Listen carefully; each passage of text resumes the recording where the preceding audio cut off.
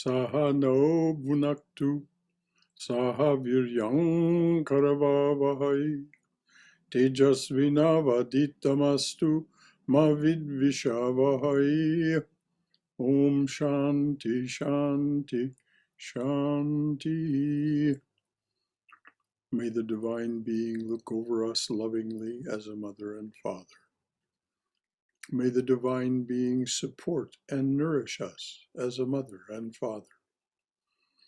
May we have the strength and skill to study together the art of spirituality. May no misunderstandings arise amongst us. Om, peace, peace, peace be unto us and to all beloved beings everywhere. Well, welcome, you lovely ones, to our study of the Divine Mother's life, of Holy Mother's life. We've come to a chapter on her motherhood, and the subhead is Mother of the Birds and the Beasts. In the 10th chapter of the Gita, Krishna described his divine manifestations. I am the Self, O Arjuna, seated in the hearts of all creatures. I am the beginning, the middle, and the end of all beings. He further said that among trees, he is the Aswata. Among horses, oh my, please somebody say that word. Sure, it's Uchchaishravas. In other words, a remarkable horse. Among elephants, Airavata. among cows, Kamaduk. Among animals, the lion. Among birds, Garuda, and so on. The entire creation, preservation, and dissolution of the universe are in the domain of Shakti, who is the Divine Mother. She exists in all beings as consciousness and the Mother. In the Chandi, Brahma prayed, O Mother of the universe, you are the power behind the creation, preservation, and dissolution of this universe. All these scriptures say that both immobile objects and mobile beings originated from the Divine Mother. So they are all parts of God or the Divine Mother. Ramakrishna was fond of dogs and cats. Ramakrishna was fond of dogs and cats. Ramlal recalled there was a dog in the temple garden that the master called Captain. Captain quite often sat on the front terrace of the mother's temple. Whenever the master would call him, the dog would come and roll at his feet. Then the master would feed him luchis and sandesh. The master once said, look, there are so many dogs here, but none of them sits in front of the mother except Captain. I have not seen any other dog that sits on the steps near the Ganges and drinks Ganges water. Captain was born as a dog as the result of a curse. He had some good samskaras, tendencies, in his previous life, so he is here. He is a blessed soul. Now, I don't know how you all receive this, but it seems from here that we can take the master at his absolute word, that he saw into this dog as he saw into everything that he encountered and saw its essence, its truth.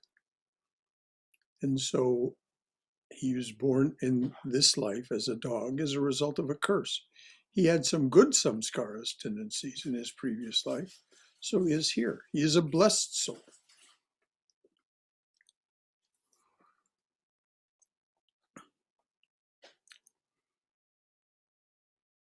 Nistriani Ghosh, is that right? Nistriani Ghosh?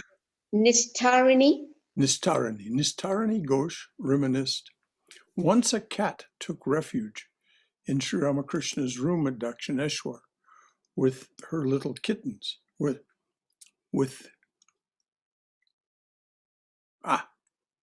I'm sorry, something happened.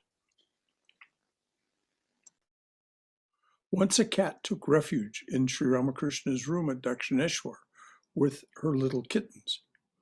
The mother cat would sometimes sleep on his bed near his feet, and if he reached down and touched her with his hand, at once he would get up and seem almost to make a pranam, bow before him. It troubled the master. I'm sorry, I read this wrong. If he reached down and touched her with his hand, at once she would get up and seem almost to make a pranam, bow before him. It troubled the master much to know what to do with the cat and her kittens, for he felt that they did not get proper food at the temple. One day when I came to see him, he asked me, "Will you do something for me?" I clasped my hands before him and said, "Whatever it is, that I must do." But again he asked, and I replied as before. Then he told me of the cats and asked me to take them. "Remember," he said, "that they have taken refuge with me, so see that they get the best of care." Nistarani, say it again, please. Yeah, it's Nistarani. Nistarani obeyed the master's instruction implicitly. No, I think that is an instruction to all of us in our care of our beloved animals. They've all taken refuge with the divine being, so we should see that they get the best of care. Holy Mother took care of cows, cats, and birds. During Durga Puja, a goat sacrifice is part of the ritual, but when the monks performed Durga worship at Belur Mat, Holy Mother forbade them to perform the goat sacrifice. A monk is not supposed to perform any cruel action. When the mother was living at Udbodhan House, good milk was not available, so the monks told her that they would send a cow to Calcutta. But Holy Mother protested. The cows in Belur Mat moved freely about the monastery compound on the bank of the Ganges, but in Calcutta they would be confined to a dark room in the city, and the mother could not bear that. Once again, sweet instruction for us. This industrial agriculture that we're part of is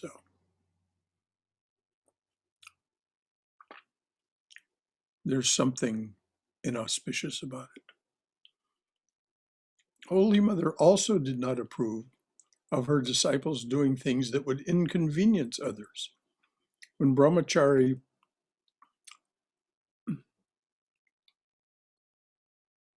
brahmachari wanted to buy pure milk in Jairambati from milkmen, he paid them double the asking price so the milk would not be watered down. The mother forbade him to continue this practice. She said that it would increase the price of milk, and the poor villagers would not be able to buy it for their children. So in other words, the mother getting unwatered down milk was not her priority. Her priority was the welfare of the villagers. When Girish Ghosh visited Jairambati, Holy Mother went from door to door to get a little milk in the morning so that she could make morning tea for Girish and other devotees. Once a disciple wanted to write a letter to a wealthy devotee to ask him to buy a cow for the mother. When he sought her consent, she scolded him and forbade him to write any such letter. Despite the shortage of milk, the mother was reluctant to buy cows and create more work for her attendants. She reluctantly gave her consent when Surendranath Gupta, later Swami Satsangananda, offered Satsangananda. Satsangananda offered 2 cows, and her attendant, Gyanananda, was eager to look after them. Later, Gyanananda became very sick and needed to move temporarily to Qatar. Before he left, with Surendranath's help, he built a cowshed and engaged a boy named Govinda to take care of the cows. How appropriate, Govinda. Govinda was an orphan boy, 10 years old, well-behaved and cheerful. The mother was fond of him. After some time, he developed eczema all over his body and suffered from excruciating pain. Once he passed a sleepless night crying. The next morning, Holy Mother ground some mongosa leaves and raw turmeric into a paste and taught Govinda how to rub it all over his body.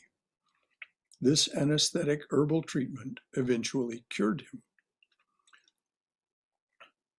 Swami Shanananda mentioned in his reminiscences that there was another boy who took care of the mother's cows. Ranendra, is that right? Yes, Brother Shankara. Ramendra. Say it again, please. Ramendra. Ramendra was 14 years old. Surendranath paid his salary and bore all the expenses with regard to the cows. One morning in August, Ramendra was cutting grass at the northeast corner of the Punyapukur when he was bitten by a water snake on his left index finger. He ran to Holy Mother's house, where Dr. Rampada immediately cut the spot so that the poison would come out with the blood. Ramendra's wrist was tied tightly with ropes in 2 or 3 places to keep the poison from spreading throughout his body. Holy Mother was performing worship when this occurred. When she heard the commotion, she left the shrine and went to see what happened. She asked Dr. Rampada to remove the ties and said, "Take him to the temple of Mother Simhavani right now. Nothing else needs to be done. Ramendra will be cured by the grace of Simhavani." 2 persons escorted Ramendra to the temple, which was located in the southeast corner of the Jairambati village. The mother followed them. According to Holy Mother's instructions, Ramendra prostrated before the deity and then lay down on his back with his head toward the north. The mother put a little earth and offered a flower and offered flour into his mouth and put a little earth on the wound. The earth of the Simhavani temple, is Mother had a very high regard for it as a curative. She asked her attendants to mix the earth of Simhavani with a little water to make mud and smear that all over his body. Soon the left side of Ramendra's body began to swell. Holy Mother sat there with her attendants until 2 o'clock in the afternoon. When the worship of the deity was over, she took a little buttermilk and sanctified water and fed Ramendra with it. She then went home for lunch, returning to the temple at 3 o'clock. That evening, Ramendra's body swelled so much that it seemed his skin would crack. His eyes were closed and he could not speak. The clay that had dried on his body, so a new layer was smeared over it. a message was sent to Ramindra's widowed mother in Nakunda village, Yes. who came that night and began to cry for her son. The mother consoled her, saying, "Don't worry. By the grace of the living goddess, Simahavani, your son will be cured. Don't cry near your son." Holy Mother returned to her home at 11 o'clock. Early the next morning, Holy Mother visited the temple and found that Ramindra had opened his eyes. His swelling was reduced, and some fluid oozed from his wound. Holy Mother asked her attendant to put another layer of mud on his body, but as he was doing so, some flesh around the wound fell off. When Holy Mother saw that, she said, "Well, now the danger is over. There is nothing to fear. By the grace of the Mother Simahavani, the mother has saved his life. As a result of the doctor's surgery, that poisonous part fell off, and his life is spared."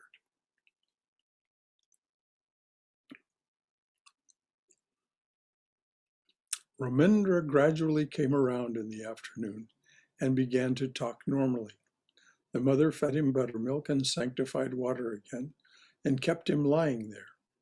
The next day, Ramindra offered worship to the deity and came to the mother's house for lunch. He recuperated quickly and returned home with his mother.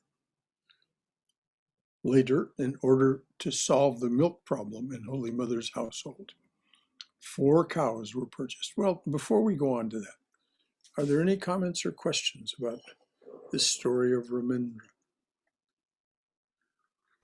Yes, Brother Shankar, it's very strange to hear this in these times, when we have all sorts of medical advances and still COVID is going on and all those things. Yes, it's true. I mean, this seems to be contradictory, somewhat. Well, I think we have to look to the Chandi to get a solution of the COVID business. Mother has made her body into many, so that she is virtually unconquerable, particularly by those who will not be mindful. But let's look at Ramindra's situation. He was bitten by a poisonous snake that would have otherwise killed him.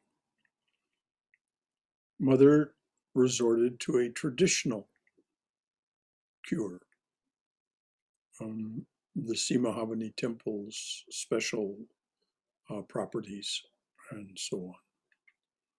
But notice what happened with regard to snake bites after Mother left the body. Mother is Saraswati, the goddess of intelligence, of learning, of application of intelligence. Now we have antivenins for virtually every kind of poisonous snake bite. So that if someone is bitten and they can receive an antivenin treatment soon enough, there will be very little difficulty. I don't know the details of each kind of snake bite and what kind of difficulties might be encountered. But is Mother capable of outwitting we human beings? Well, of course. So COVID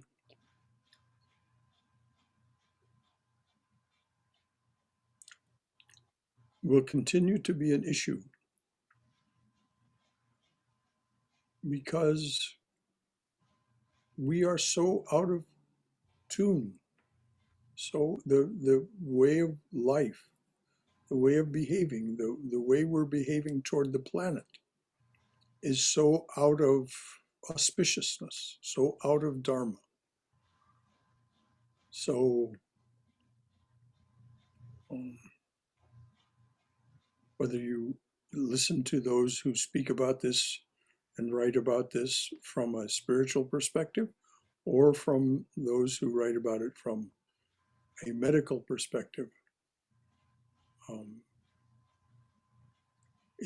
We need to change our ways before, which means changing our hearts before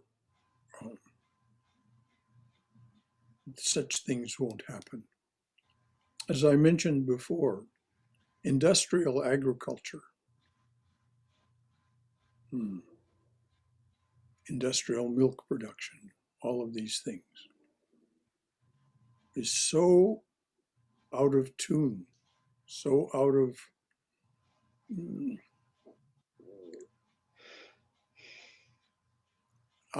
auspiciousness that Gaia, the Divine Mother, as the earth,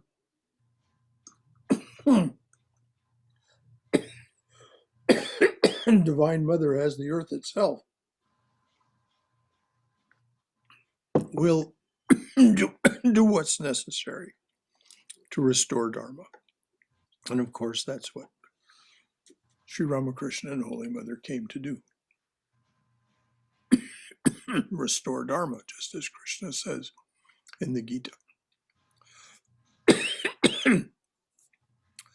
Sorry, I tried to talk and drink at the same time. The inevitable result is this coughing. Anything else from anyone? One thing I want to tell you is, even in India, even now, there are some people in villages who cure snake bites by mantra or some other means like this without any medication, or Ayurvedic medication or herbal medication, things like that. I'm sure it's true. Yeah. I'm sure it's true. That doesn't mean that the traditional methods became inoperative the moment they were anti-venoms. Right. Thank you, Sham. Anything else from anyone?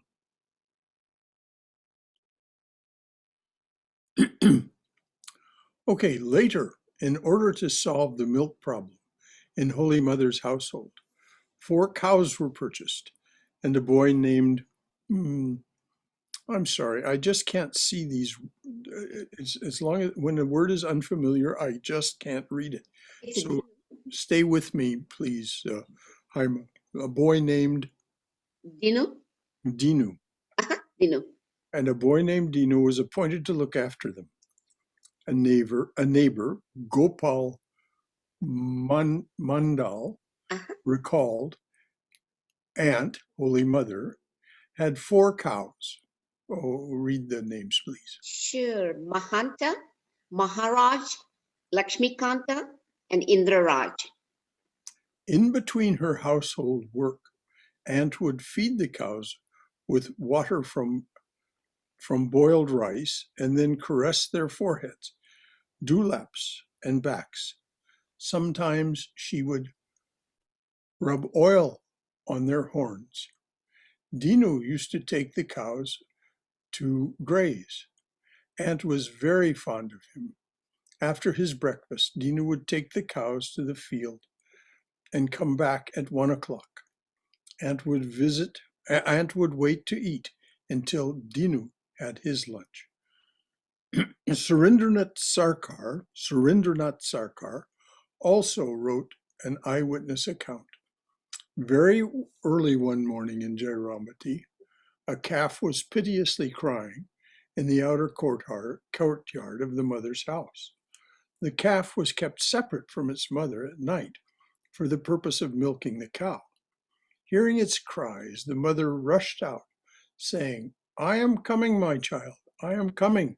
I will release you right now." She immediately freed the calf. She immediately freed the calf from its tether. Amazed, I witnessed the Divine Mother's compassion for all beings. In Holy Mother's house, there was a pet parrot named Gangaram. Every day the mother gave it a bath cleaned its cage, and gave it food and water. Now, can you imagine? This is Holy Mother taking care of this parrot.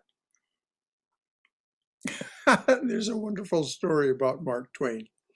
Uh, he was asked about a woman he knew, and he said, well, she was not quite what you would call refined. She was not quite what you would call unrefined. She was the kind of woman who keeps a parrot. I just love that story. She was not exactly what you would call refined. And Mother, every day, Mother gave it a bath, cleaned its cage, and gave it food and water. Every morning and evening, the mother said to the bird, my child Gangaram, now repeat your mantra. The parrot would then call out, Hare Krishna, Hare Rama, Krishna Krishna, Rama Rama. The mother had taught it to chant God's names. It also learned from the mother the names of the brahmacharins and could utter them clearly. Sometimes it called, Ma, oh Ma, and mother responded, coming, my child, I am coming. She would carry some grain and water for the bird, as she knew that the bird's call meant he was hungry. And it was hungry.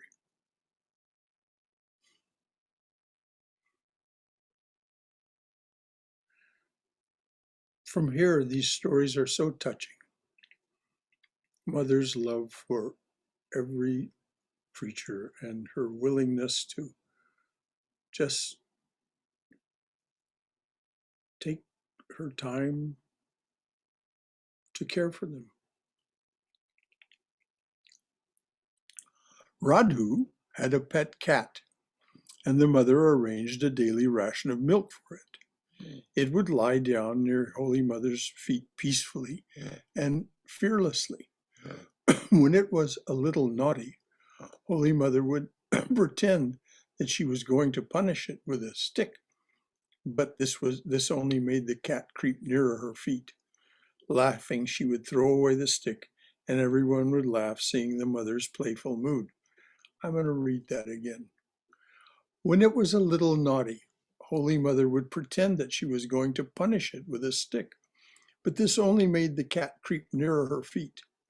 Laughing, she would throw away the stick, and everyone would laugh, seeing the mother's playful mood. Cats are given to stealing food, but this did not bother the mother at all. She remarked, to steal food is dharma. Who is always there to feed it? Who is always there to feed it lovingly? To steal food is its dharma. Who is always there to feed it lovingly? One day, two cats fought over some food, and the leg of one of them was sprained. Concerned, the mother said, one leg of that cat is injured. Now how will it hunt for food? Please call Dr. Nalin. The doctor came and put a bandage on the cat's leg with a small piece of wood and cloth. The cat got well within a few days.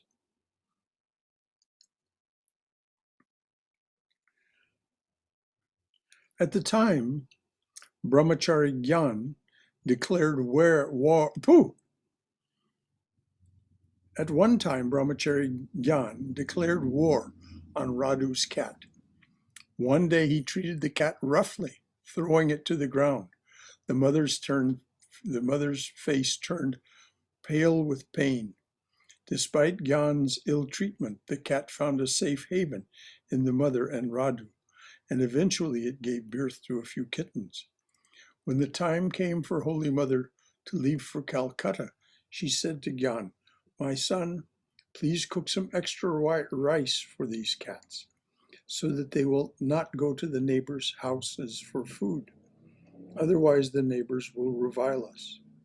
She knew that this common sense advice might not be heard, so she continued, look, Gyan, don't beat these cats.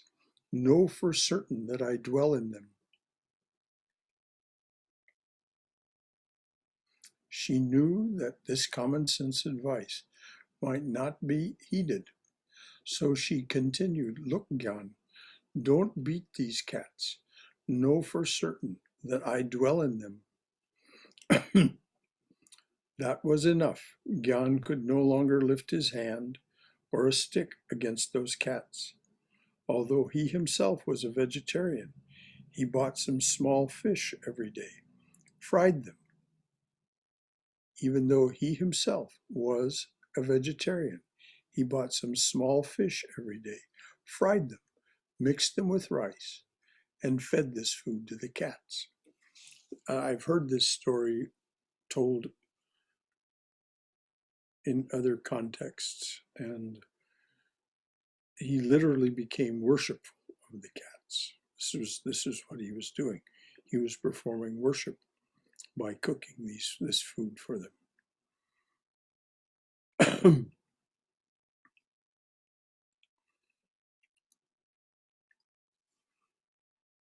Any thoughts or questions or anything at all as we move along through this?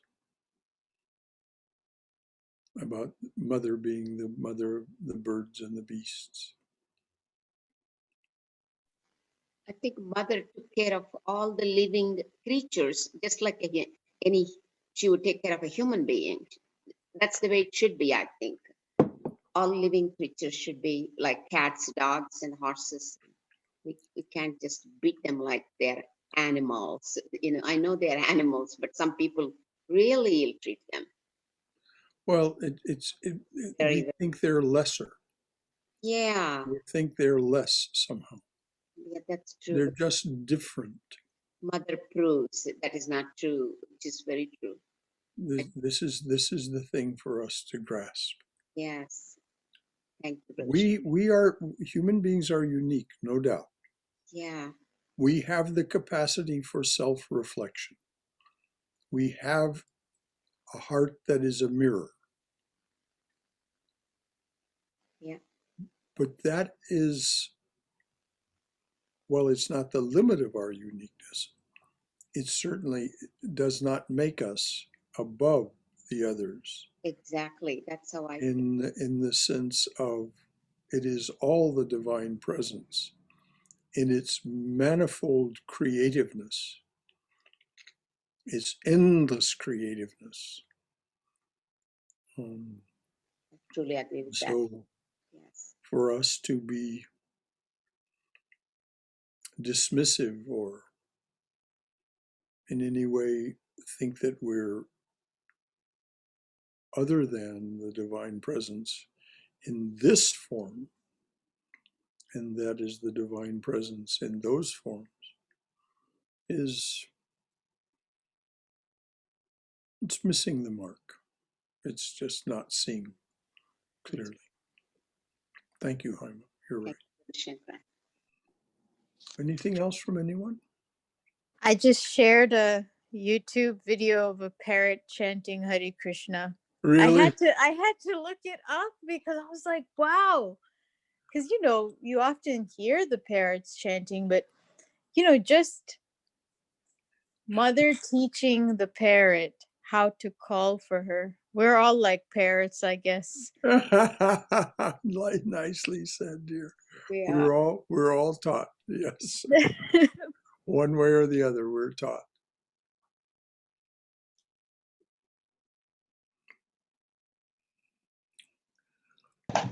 There is a beautiful story in life of Papa Ramdas. Uh-huh. Papa Ramdas was a saint who lived in South India, and quite a few people know him. He was an engineer, and he used to work in Mumbai, Bombay, and he lived his normal life. And then when he started doing spiritual practice, and it got intense and intense, he started realizing that the suffering animals were going through. Because, in India, if you go back 60, 70, 80 years, even now today, animals are not treated well. Mm-hmm. And he could feel that. And he mentioned it. So my understanding is that as we go deeper into our own spiritual practice and our consciousness, we start having more sensitive, become more sensitive towards other people's suffering. Not people, I would say animals or any being, even insects or ants. Um, Sometimes we will get a glimpse if you really watch, I, I feel that, like, even if I see a worm, I feel very, if sometimes I feel that they are rhythmic pain or something, like if you're walking, there is so much heat, there is no water around. And it's terrible, if you look at Sri Ramakrishna said that animal birth is only for suffering, and that is quite true. In every sense, if you look at animals,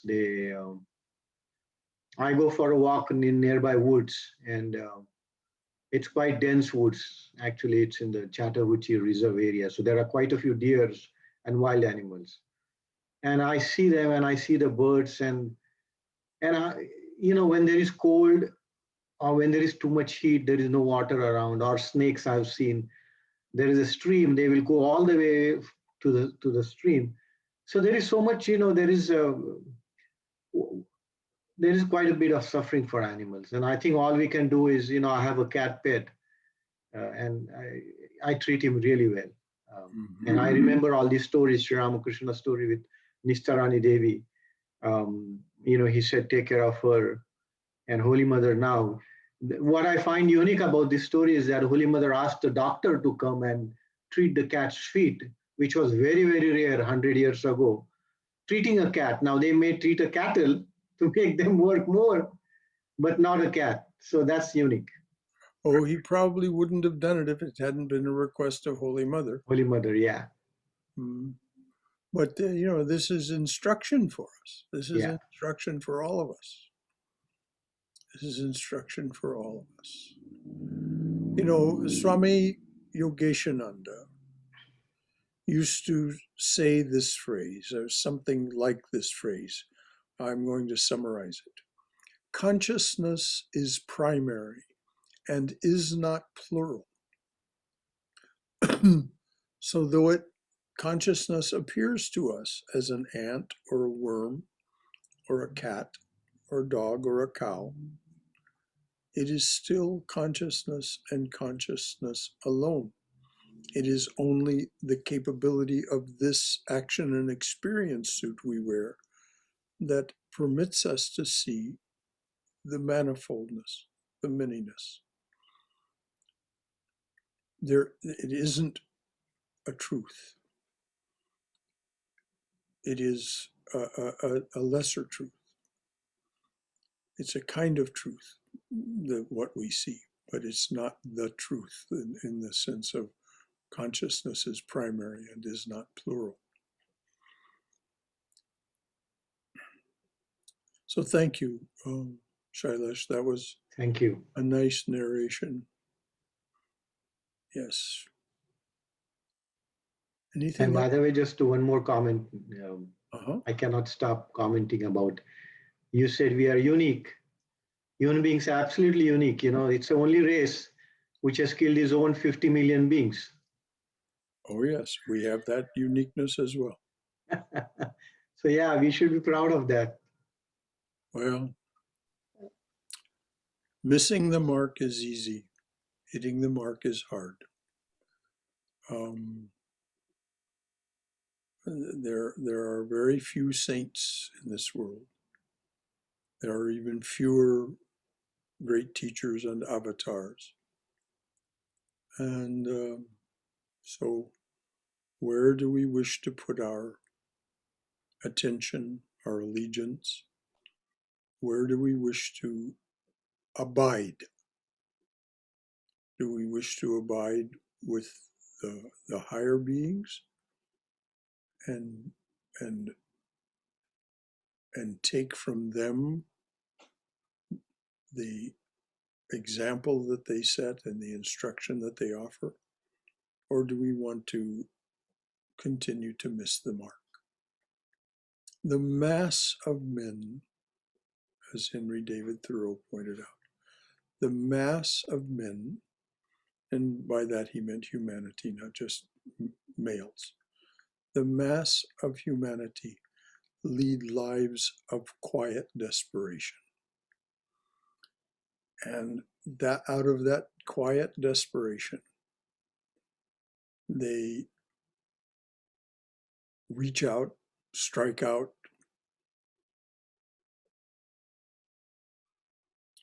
It's easy to miss the mark. It's hard to train yourself to hit the mark. So we must be loving and compassionate, even as Mother is, toward all beings, as we've heard in these previous sub-chapters, subsets. Mother is the Holy Mother is the mother of this, of that, of the other. Now we're hearing about the birds and the beasts. For those of you who wish to understand how close we can become to the natural world, and it isn't a feat of great yoga. It is a kind of yoga, but there is a wonderful book. I do not recall the author's name, but the book's name, it's a small book. The title of the book is Kinship with All Life. This man lived in the neighborhood of the Vedanta Society of Southern California. He was not a disciple of the center. He was part of Hollywood, but he was known by and to Swami Prabhupada, who respected him greatly. So the book is Kinship with All Life. It's a beautiful, beautiful book. Well worth your attention if you're looking for something to read that isn't where not a great deal of Shravana and Manana is required. I mean, it's just instructive about what it is that's possible, not necessarily something that we should aspire to. Brother Shankara, what is the title of the book? Kinship with all life. All Life. Okay. Yeah, somebody just. Okay. Yeah, I was just going to make a remark. I don't know if how relevant this is, but COVID has brought this whole new phenomena where so many people are getting dogs, especially from breeders, Yes. and paying thousands of dollars, and then of course the dogs get kidnapped and held for ransom, and it's just it's like Maya. It's almost unbelievable. It is Maya. There's no two ways about it, Swayam. Thank you for noting that. Yes, indeed, it is. This is the play of Mahamaya. And, when we get an animal for the wrong reason, just for diversion,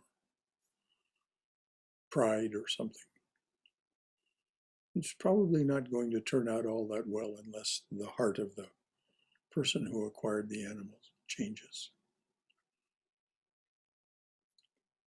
Thank you, Swayam. Anything else from anyone? Okay.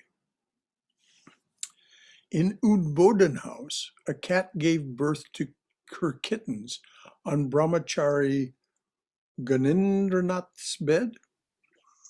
Holy Mother and Golapma hurriedly cleaned Ganan's bed and changed the sheet. Holy Mother was apprehensive that Ganan might throw the cat out of the house. So she said to him affectionately, "That cat lives here and eats here. Where could it have gone for delivery? My son, don't hurt that cat." Pravrajika Bharataprana recalled, in Udbodhan house, Radhu had two cats, Ranga and Rangani. Is that right? It's Ramani. Ramani. Ramani. Ranga and Ramani. They were good-natured and never tried to get food from others' plates. They ate only when Radu or Golap Ma fed them. The mother was also fond of them. One day, Ranga soiled a bed, so Rashbahari banished it to a distant place. The mother lamented, "My goodness, what is this? What has Rashbahari done this morning? He is a monk. He does not have any maya, that is, feelings." Radhu and Golap Ma felt very bad for that cat. However, that cat returned to Udbodhan house after 4 months. It was emaciated and died on the street after a few days. Golap Ma immersed it in the Ganges and got the mother's permission to perform a ceremony for it. The mother commented, "You see, that cat was a devotee who had been cursed." It's interesting. This cursing business. Golap Ma collected some funds and arranged a festival for the 13th day after its demise. Some monks from Belramat came and sang Kali Kirtan, and all enjoyed a nice feast. They remarked, "This cat is definitely fortunate, so its memorial festival has been held in Mother's house." So, though it had been cursed, it was, and suffered an unhappy ending. It was not entirely without good outcome.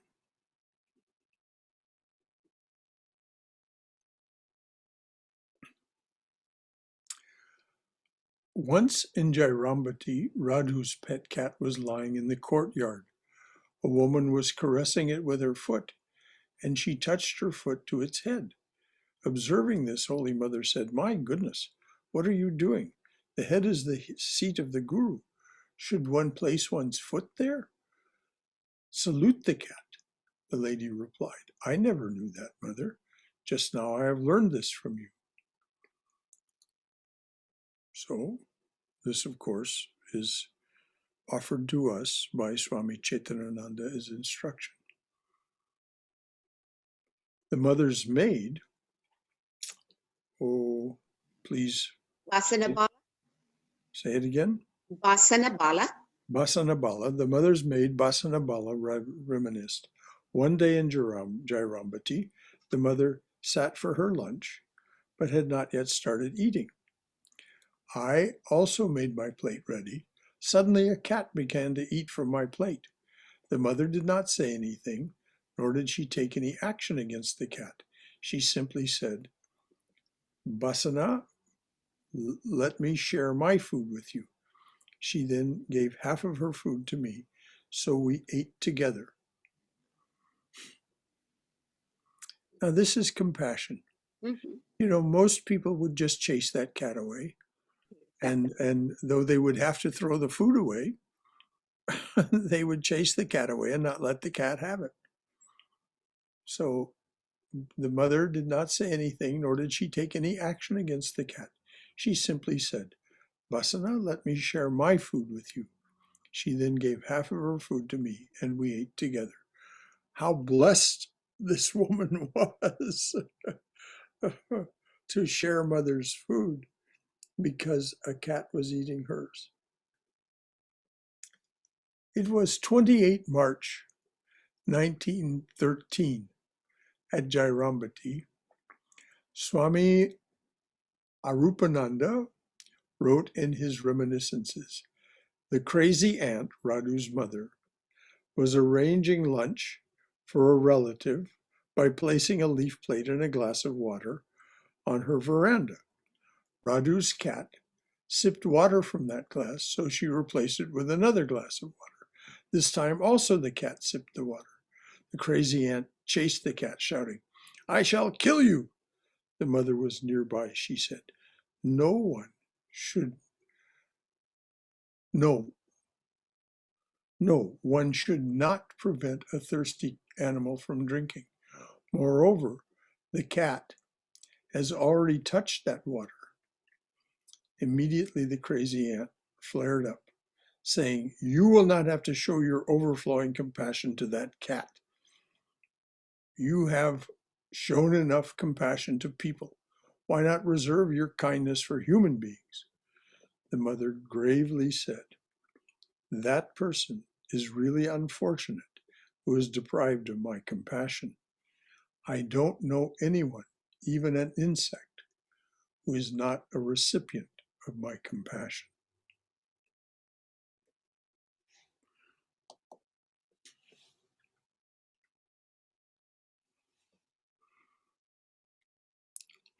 I'm going to read that again.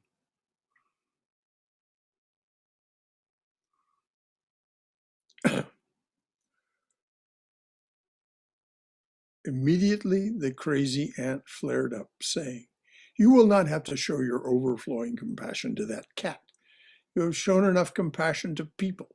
Why not reserve your kindness to human beings?" The mother gravely said, "That person is really unfortunate who is deprived of my compassion. I don't know anyone, even an insect, who is not the recipient of my compassion." And that's why it's so often said from here and from any of the Ramakrishna order teachers. Remind yourself that when, what the mother said, when you're in distress, remember you have a mother. Her compassion is ever, ever available to us. And though things may not always turn out the way we think they should, because we make up our minds what we think should happen, in hindsight, you will see that exactly the right thing did happen. Are there any comments or questions about that, about mother's compassion, about the availability of that compassion, about our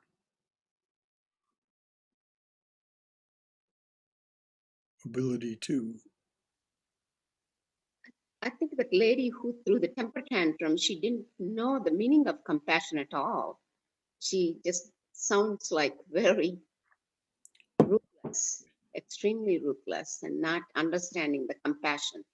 Well, yes, she was always jealous Uh-huh. of the mother giving any affection To it. or attention to others. She thought that she expressed many times that it should be reserved for herself and for Radu and for Right.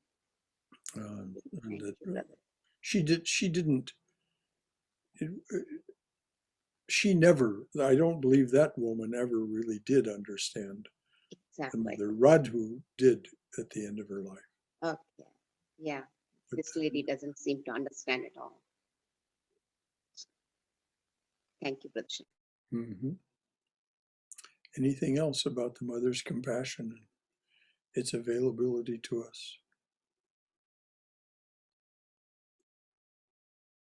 We are her children.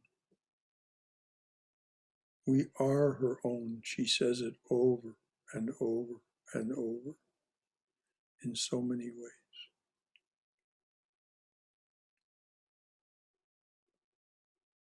And we see that she loses her heart to a cat, a calf, a snake-bitten boy.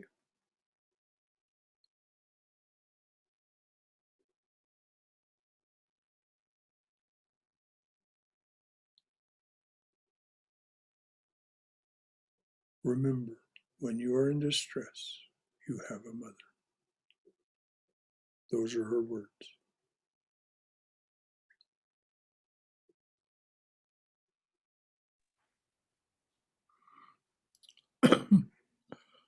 Once in Jairambati, a Naga monk, but for those of you who don't know, that means naked, no clothes, Once in Jairambati, a Naga monk came into the village riding on a small elephant. The mother carried some rice and fed the elephant. She then put a vermilion mark on the elephant's forehead. She also gave money to the monk to buy his food.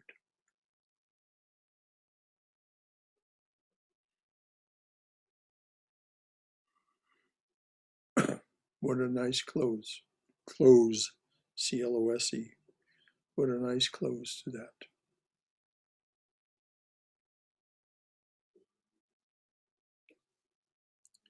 How are we doing for time? We've got 5 minutes left. Do we want to spend that time reading on, or do we want to spend that time talking a little bit about what we've heard so far about Mother as the mother of the birds and the beasts and of us? Brother Shankara, this is Katrina. I have a question. Yes, dear. Was Mother, because Mother says she was the cat, right? She said, I am in that cat. Yes, I am in that cat.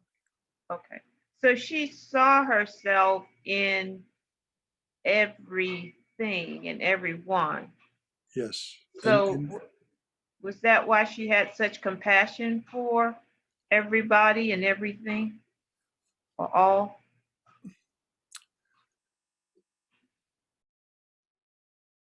Well, just think, Katrina, of your own relationships with other people who are dear to you. When you see them suffering, you feel that, isn't that so? Yes, that's right. Okay. Well, this is what Mother was doing. It wasn't that she was empathizing or sympathizing with herself in that being. She simply felt that being's suffering.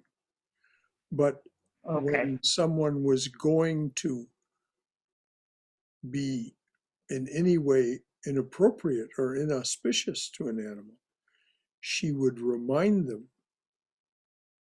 that I am in that being. I am in that cat. I am in, and so she saw herself as the mother of all. Yes, she's just as a mother is part of her children, and her children are part of her. But our sense of compassion, our sense of fellow feeling for others is a recognition of the fact. It's whether we know it as a reality or not. It's a recognition at some level in us that we are not separate. Okay, yes. As Hafiz says, Hafiz, the poet says, we come to the realization that there is only one flesh that we can wound.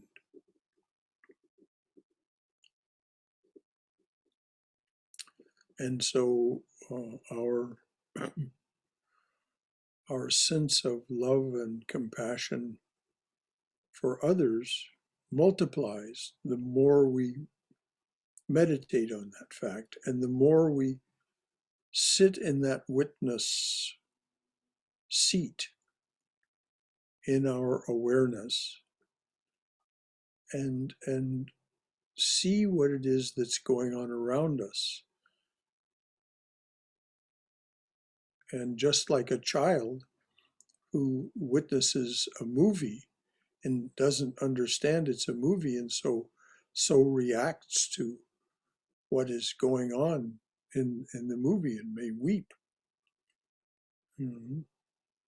or laugh uproariously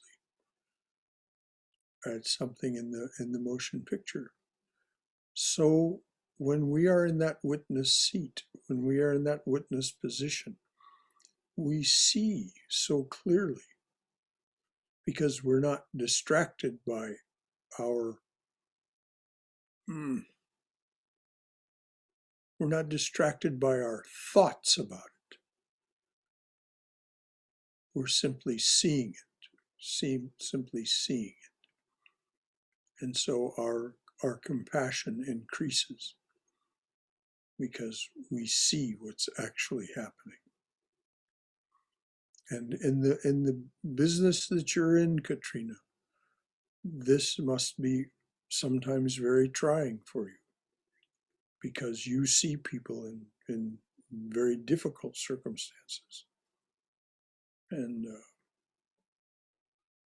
I wish you well in your spiritual centeredness, so that it becomes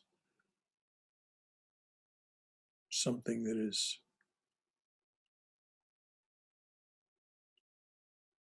that you become more deft at handling the suffering that you see. And I'm sure you're already good at it, because you wouldn't be successful otherwise. Thank you, Brother Shankar. You bet, dear. Anything else from anyone?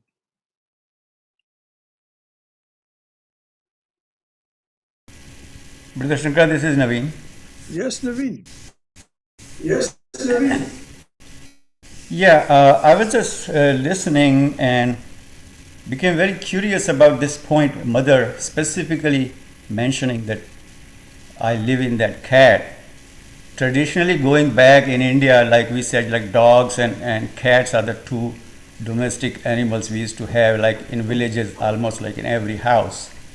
Where you go out and accept or adopt a dog from somewhere, bring your home, cats were never done that way. Cats are used to be just find their own home, come to somebody's home and start living there.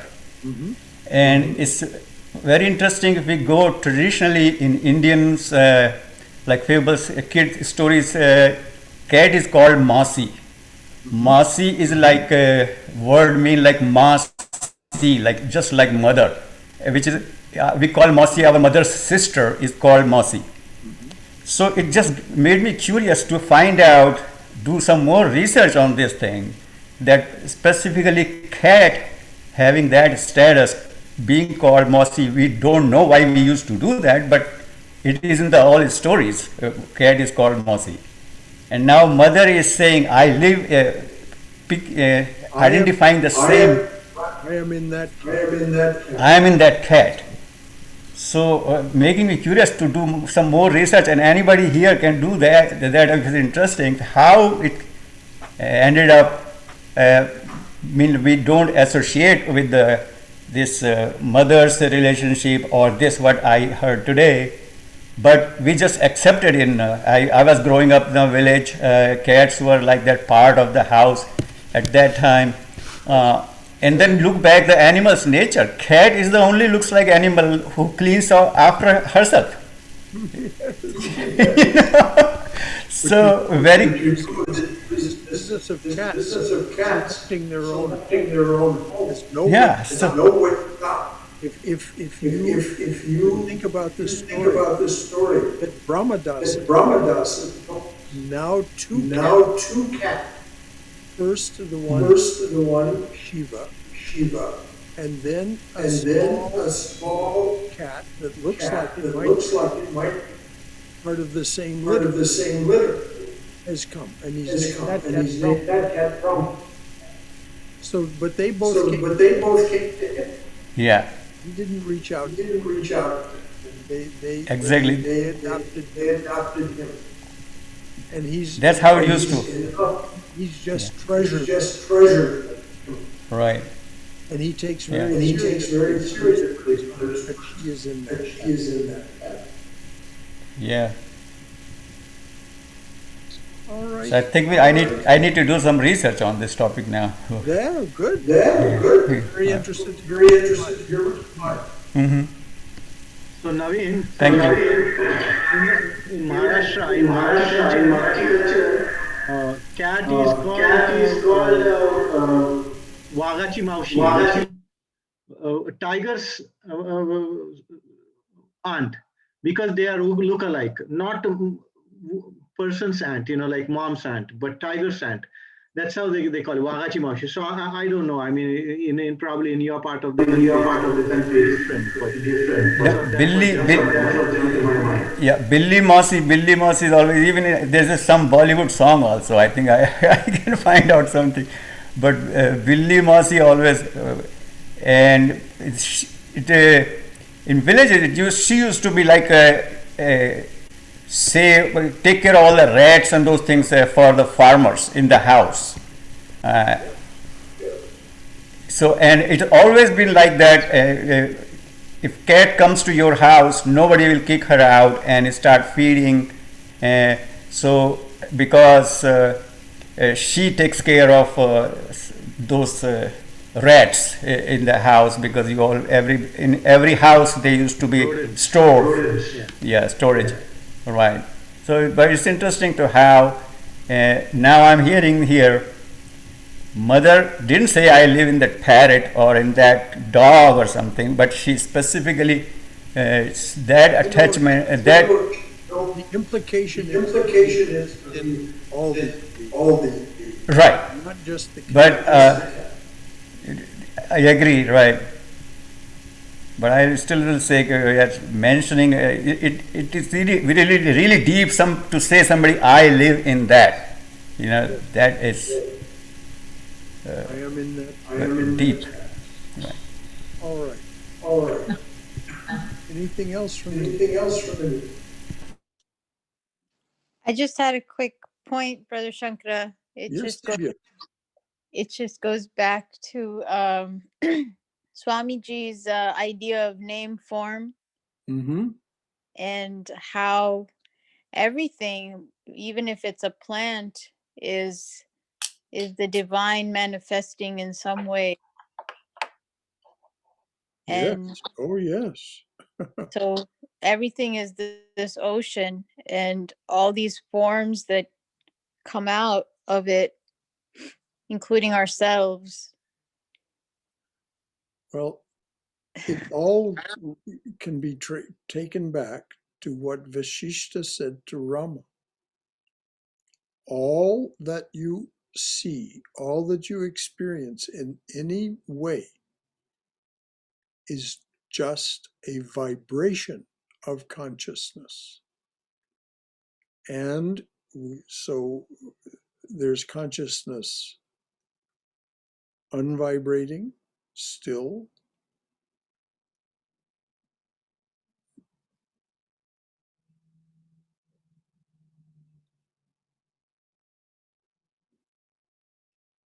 Nirguna Brahman, and there's consciousness vibrating, Saguna Brahman.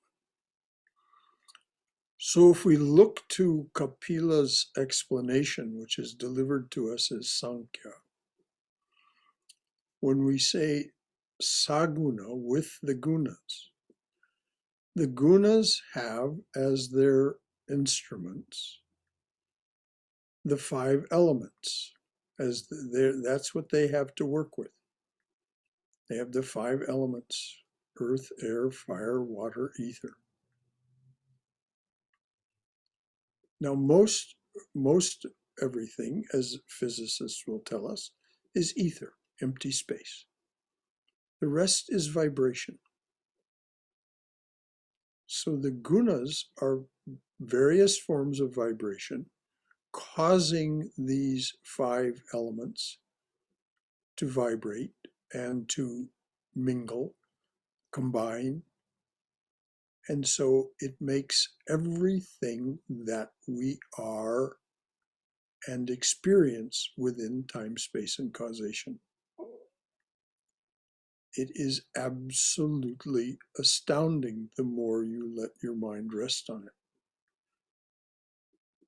And the modern physics has their own language for this, but it very much adds up to the same thing: physics and chemistry and so on. Yeah. The one manifesting as the many. Yes, through vibration. And Sri Ramakrishna says it over and over in the gospel. Water still, water in waves. Snake coiled up, still, inert, and water and snake wriggling. Once again, that waveform. He's talking about a waveform. Mm-hmm. Same snake, same water. So the mother is the mistress of the gunas and their tools, their materials, the elements, the 5 elements. And this is Yeah. all described so nicely in Samkhya and in such detail. Right? It really enumerates the ways in which this actually happens. And in the Gita, when Krishna says, I have a higher nature and a lower nature, I manifest as the universe, and though I am beyond this universe. Yes, exactly. It's incredible. And he even talks about, the solids, liquids, and gases. Of course, the ether, all in the language of the ancients, of course. But Well, one of the things that Krishna says in the Gita is that he was Kapila. He delivered this explanation of reality before because of the dawning of left mind awareness. There was the desire to understand from a left mind perspective. And so Kapila did the enumeration.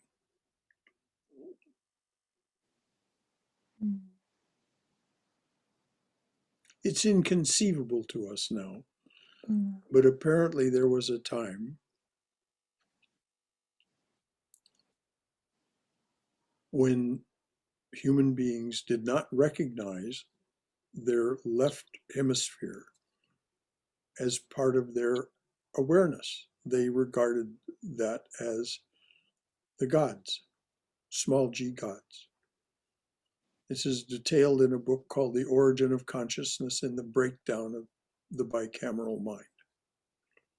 The Origin of Consciousness and the Breakdown of the Bicameral Mind.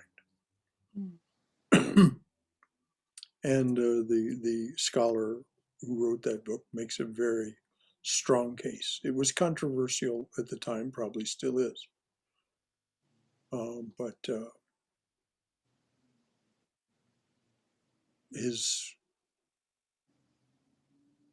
well, I won't go on about that.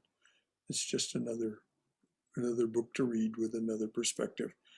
But it's good for us to stick to Thakur Man, their disciples, as best we can for our explanations, because otherwise we just get lost in the forest of explanations. yeah. So, dears, anything more before we close for the night?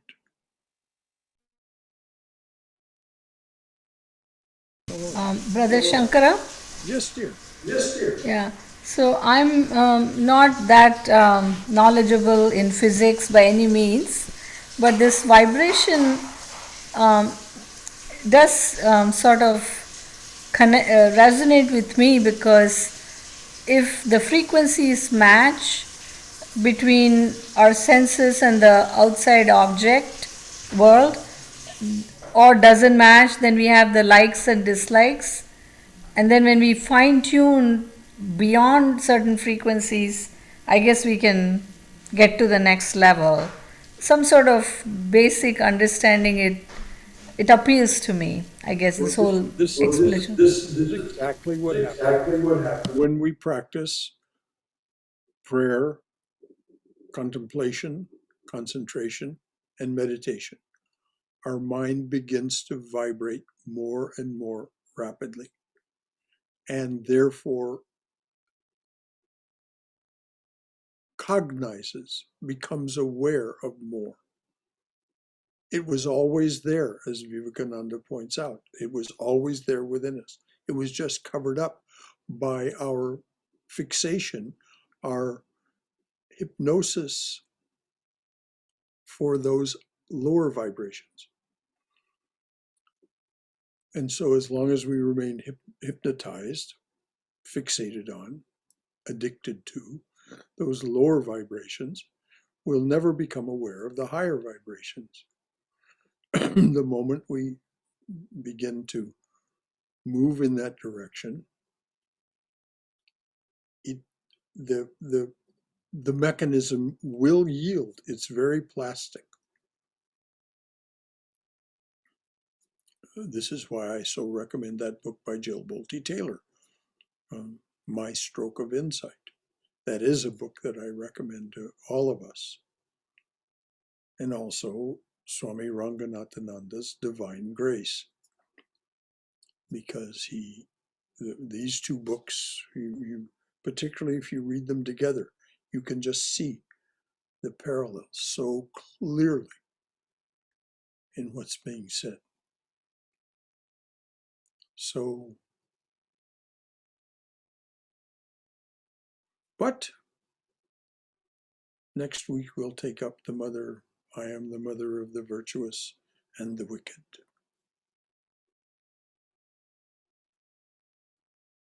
That's the subhead for next week. So, let there be peace in outer space. Let there be peace in the sky, on the earth, and in the waters. Let there be peace in the herbs, the plants, and the trees. May the gods be peaceful. May the whole universe be pervaded by peace. Let this infinite universal peace prevail throughout my being. Om Shanti, Shanti, Shanti. Peace, peace, peace be unto us and to all beloved beings everywhere. Jai Shri Guru Maharaj Ji Ki Jai, Durga Durga Durga. May you be safe. May you be healthy. May you be cheerful. May you have peace of mind. Go forward in the loving and protective embrace of the divine presence, of the divine being. Until tomorrow night, for those of you who wish to join us for the Swami, we're in chapter 8 of Swami Vivekananda's Jnana Yoga, which, tackles this whole business of reality from another angle entirely, but is absolutely compelling. So, good night. Thank you, Brother Shailesh, Shankara. did you have something? Oh no, I burped, sorry. Okay, very good. Thank you, Brother Shankara. It was a wonderful class today. All right, good night, everyone. Night. And thank you. Good night. Hari Om. Thank you. Thank you for finding Everyone's name is Susan something. the video about the Hare Krishna. Good night, all. Good night. Good night.